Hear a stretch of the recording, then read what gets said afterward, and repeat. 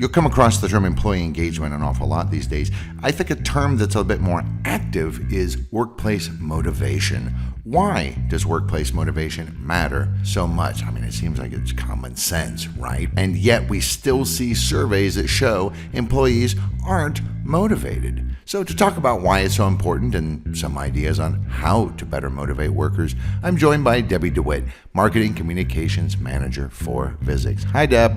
Hi, Derek. We're going to talk about motivation. You motivated to talk about motivation? I'm fired up. Fired up. Thank you for listening to this episode of Digital Signage Done Right. Don't forget you can subscribe and you can follow along by reading the full transcript on the Visix website. Whether you're using digital signage or not, our podcast gives you practical tips for communications and content to better engage your audience. I'm Derek DeWitt. Welcome to Digital Signage Done Right. So my original question, why does workplace motivation matter so much? Well, a Gallup survey says only 20% of employees strongly agree that their organization's management motivates them to do outstanding work. So I'm going to just say employers still don't get it. Oof, 20%. That's brutal. Yeah, that's brutal. I mean, what is going on here? Well, we all should know by now we're living through the Great Resignation or the Big Quit or whatever you want to call it. But finding and keeping employees is becoming a lot harder. And a lot of that is because they expect you to offer them a culture, not just a job, not just a paycheck. People want to be seen. They want to know they have a voice in the organization. They want to be acknowledged, appreciated, encouraged, recognized. If you aren't motivating them, then they're probably not going to be productive. You're going to lose money and you're going to lose them. Yeah, I think that's the key thing because the employee turnover rate is brutal and it's expensive. It's expensive to onboard a new person. Very. And it's not just the cost of the recruitment, the tests that you might do, but the hiring process, the amount of time invested in training someone to have them go somewhere else for something that's not even maybe related to their job. It's more about the culture. Yeah, for sure. Inc. magazine recently said motivated employees are 87% less likely to resign. So, Right. So I would say find out what motivates them and do that. Right. Now, we're a digital signage company, so how can digital signage help with workplace motivation? Well, as anyone who listens to this podcast knows, I'm a list maker. I love lists, and I've come up with 12 motivation ideas. Of course. Of course I have. They all easily translate to digital signage, but they're not just about putting up content on screens. I would say just like sending an email blast doesn't mean you're doing great internal communications. Putting something up on a screen doesn't equal workplace motivation. I think sometimes it's viewed as, I guess this is just another task we have to do for these, young employees. Right, or but we need to launch a project. Right, we need to launch a project to, tick the boxes, but it isn't really. It needs to be organic, it needs to be ongoing, it needs to become just part of the weave of the culture, really. Yeah, and digital signs are a tool you can use to help motivate people alongside your other efforts. Again, We're not saying this is the answer to it, but some of these tips might help you create that culture or at least get those workflows started. All right, so you said 12. It's another listicle episode. So number 1, motivational quotes. Yeah, I kind of feel like why not hit the nail on the head? You're trying to motivate. Put some motivational things up there or out there. Aren't they corny, though? They can seem corny, but, even corny quotes can speak to some people, and if you're doing it regularly, somebody somewhere is probably going to like at least one of your quotes. I mean, the whole point is you're not going to motivate everyone every time with each thing that you do. This is a little bit of a shotgun approach if you're just starting out until you can figure out, hey, my audience specifically likes this as a motivator. Right. So I'm talking about like at the beginning, why not throw out some inspirational quotes? You need to make them intriguing. If you're doing them on digital signs, we always talk about it's a visual medium.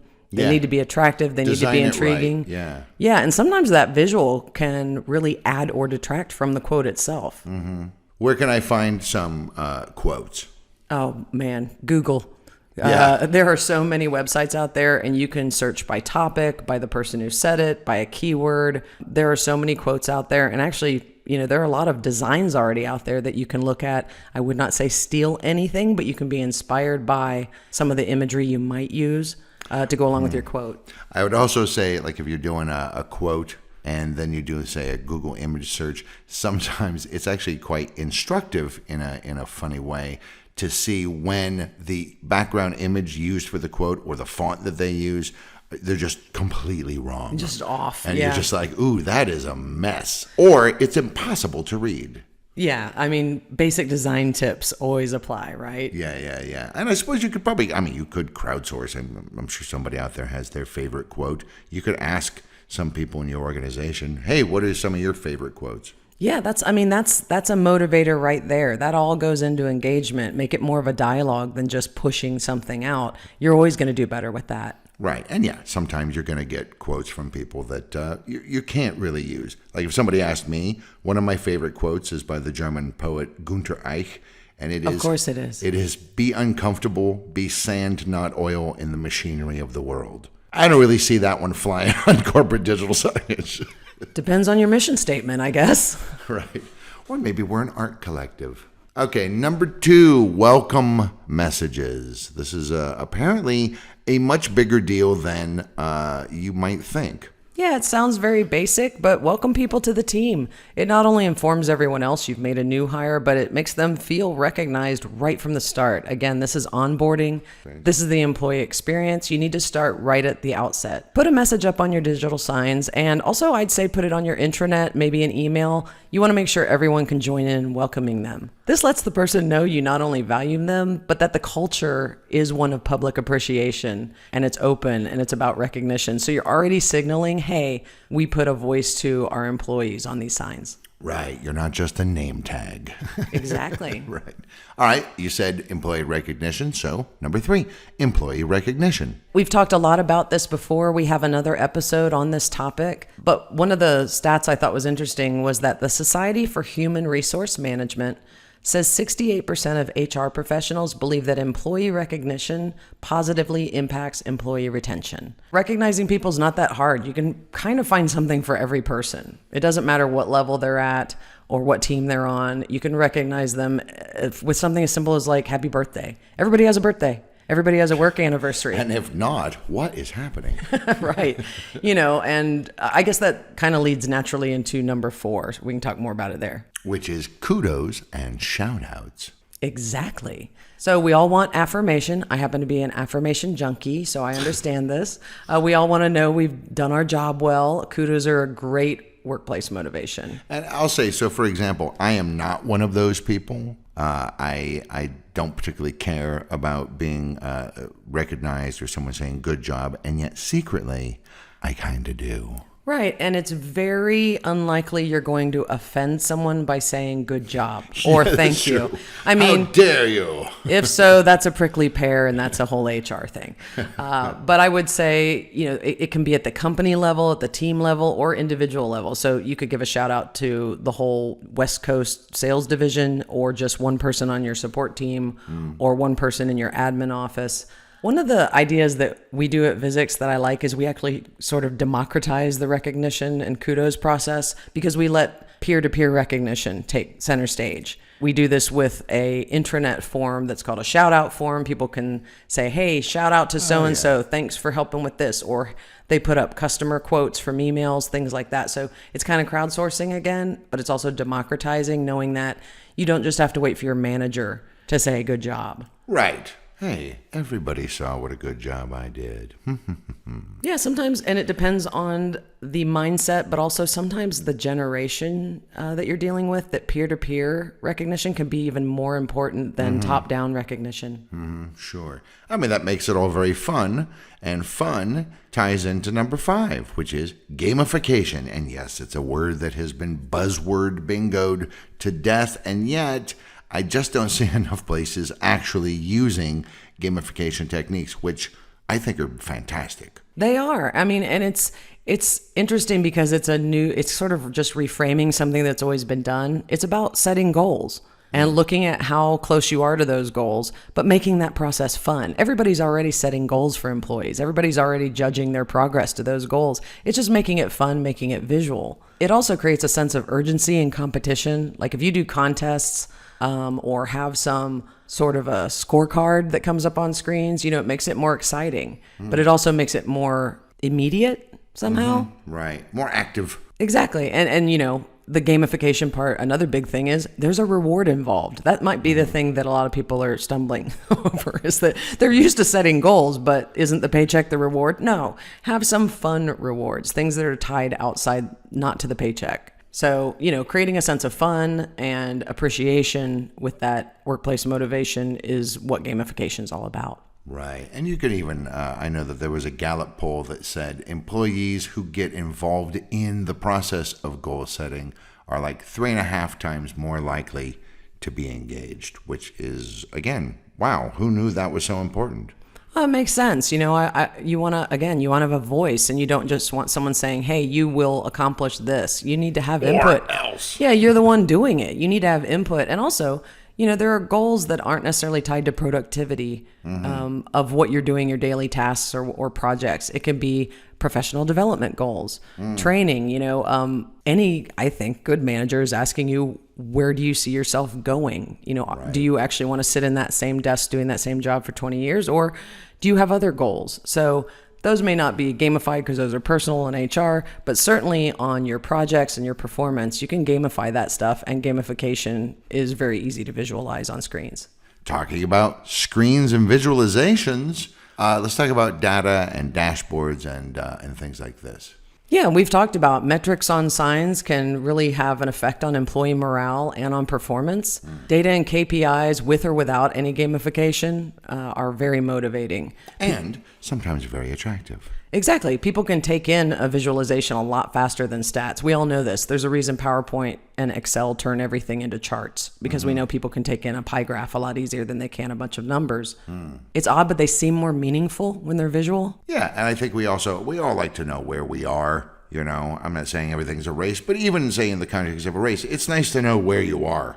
We're not all just barreling ahead full bore trying to accomplish things as quickly as possible. It's nice to know where you are. It's nice to know where your standings are. And I think that kind of helps motivate you as well, or can. Yeah, you want to know how far am I from that goal, or have I exceeded that goal? That's a great feeling. Right. Oops. Hey, I'm awesome. Where's my kudos? Yeah. If someone says you're going to race, but you don't know where the finish line is, you're not very motivated. You need to know, what am I working toward? That's going to motivate you right there. So having dashboards and data that help explain where you are in that process is going to be motivating. Now, I know there's a lot of talk about item number 7 here, mission, values, and culture. Again, these all seem sort of nebulous. And I think certainly in, say, the middle of the 20th century, these were not things that were really considered at all. But as the century came to a close, we started to see that this became more and more important, especially with the dot-com tech boom. This suddenly became a big deal. Yeah, I think most companies have had a mission for a very long time, but realizing that trickles down into your culture, I think, is the new thing, and that it can be very important to potential employees, to prospective hires who are looking at your company. They want to know that their workplace is more than just about profit. Transparency, trust, and values are extremely important to today's workers and to students. They even look at colleges and universities. They want to know, what are you putting out there in the world? I don't want to be necessarily associated with someone that I disagree with their values. So it's important that every employee knows why your organization exists and how you conduct that business. Are you doing green initiatives? Are you supporting your community? What's your DEI, diversity, equity, and inclusivity? What are those policies?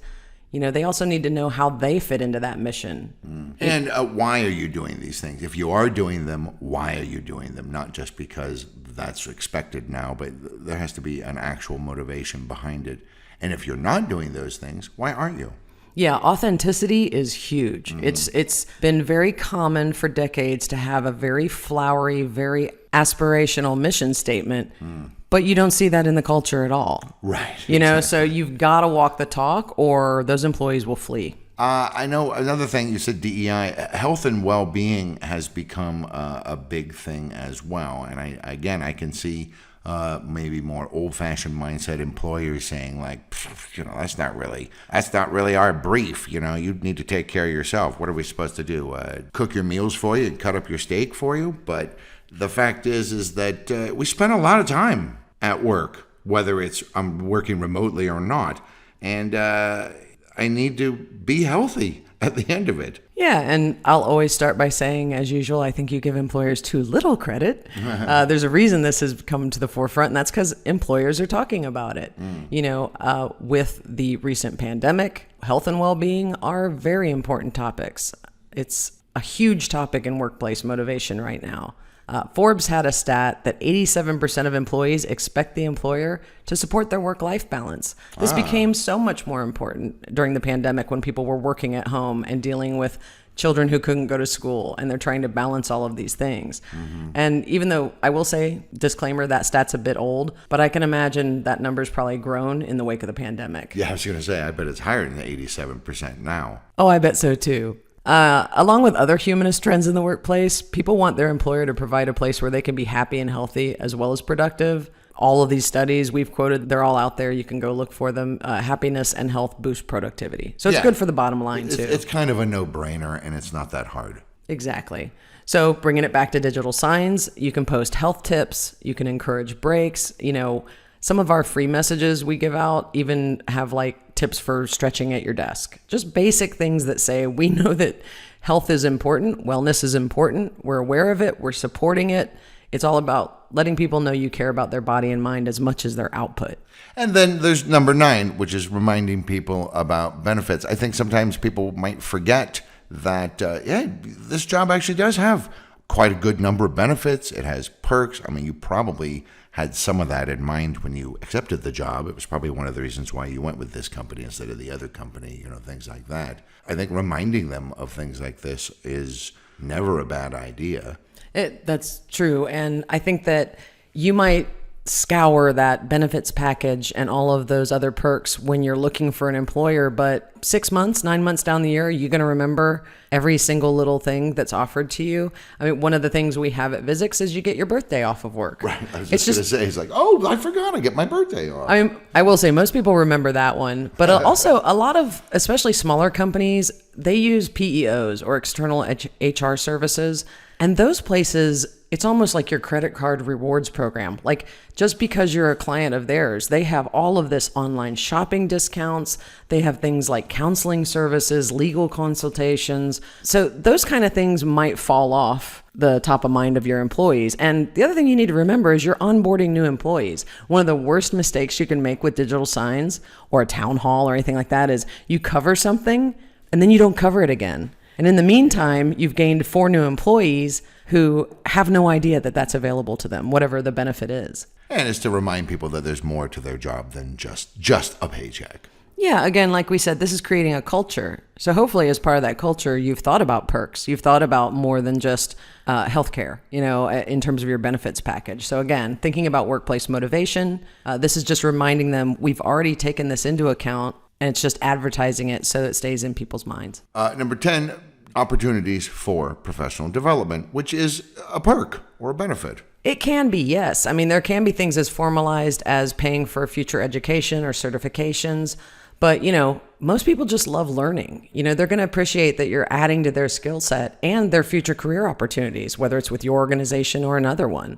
Some examples are you can't get motivated about taking over a digital signage system if you don't know how to use it. If someone opens Photoshop, which I did this without any training, they're just going to shut it down and be afraid of it because it's overwhelming. Maybe someone knows they aren't good at time management and just need some tips. So it doesn't always have to be something as formal as a PD program or paying for that bachelor's degree or that master's degree or some certification in a technical field. It can just be someone who's like, I need to know a little bit more about how to use formulas in Excel. And again, a lot of those HR companies, those PEOs, they have online courses. That's, again, reminders about benefits, going back to the last point. Or let people look online. I, at one point, wanted to know more about Google AdWords. And Google has its own university. So I just asked. And sometimes it's not about giving out money. It's just saying, yes, you can take that time. And so, to translate this, it's really just putting up those training opportunities, certification opportunities, or just letting people know if there's an online course you want to do, let us know. We're investing in your future in the hopes that future is with us. Yeah, exactly. Or that at least you're happier and therefore more productive while you're with us. Sure. So number 11, events. Woohoo! Another thing, which means basically they could be virtual, online, or they could be in person, or they could be a hybrid, but things going on that could be training oriented, they could be meetings, all that kind of stuff. Yeah, and for higher education, you're going to have things like certainly athletics, big games coming up. You're going to have maybe an art gallery on campus that's having an exhibition. You're going to have your theater group performing. So lots of events in lots of different organizations. Events are the most popular thing to show on digital signs. So when it comes to your digital signs, don't just show a schedule. Of course, that's important too, but create some buzz and some anticipation around the event before it happens. Like what? Like make it a campaign? Yeah, absolutely. And you don't just want to promote it beforehand. You want to, after the event, show highlights, which becomes a kind of a promotion for the next time a similar event happens. Yeah, just like, if you're throwing it up on Facebook or Insta, you can share it on your screens. And usually you do that beforehand. Insta, you said. You're so hip. I am hip. Come on. But, you also tend to show photos or videos afterward. That's what you want to do because it's all about completing that experience. Sure. And it's fun, which ties into the 12th and final thing, fun facts, trivia, etc. Fun is always a good thing, I think. So workplace motivation doesn't have to be stodgy, doesn't have to be boring, doesn't have to be stats. People have a ton of information coming at them, and little fun breaks on your screens aren't just appreciated, but we're back into health and wellness. You need to take that mental break as well. Right. So we show things like Mythbusters. We've got a bunch of facts that people think are right, but actually are not. We show stress relief tips. Like I said, stretching tips, but we also just have fun facts.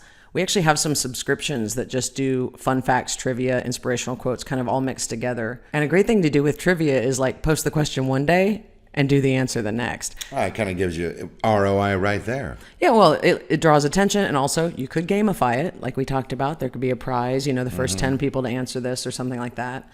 One of the things we do at Visix, we have a question time, which is basically every Wednesday afternoon, we post a question on screen and on our intranet, and people get to answer in the comments on the intranet.